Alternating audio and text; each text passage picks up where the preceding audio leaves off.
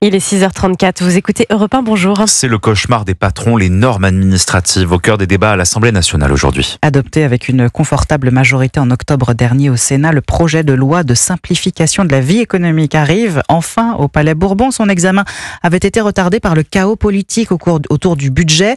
Barthélémy Philippe, l'ambition de ce texte est claire, alléger le millefeuille administratif pour les entreprises, mais également pour les citoyens, ce qui doit permettre de dégager d'importantes économies.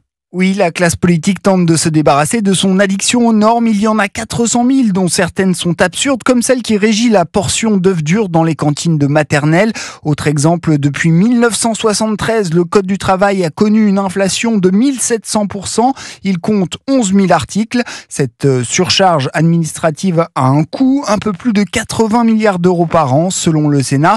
Alors, comment alléger la facture ? Par exemple, en permettant aux entreprises de réduire le temps consacré à l'administratif au détriment de la productivité. Le sénateur Yves Bleunven, co-rapporteur du projet de loi. On est dans un pays suradministré avec l'activité administrative beaucoup trop importante. Toutes ces déclarations qu'on est obligé de faire dans les entreprises, cette opération de simplification est très très attendue. Parmi les mesures phares, le texte crée un test PME pour vérifier l'intérêt d'une norme avant de l'appliquer. Il dispense les entreprises de la transmission des arrêts maladie qui fait doublon avec l'envoi des salariés et pose l'objectif de supprimer 80% des formulaires CERFA d'ici 2026. Barthélémy Philippe du service économie d'Europe 1.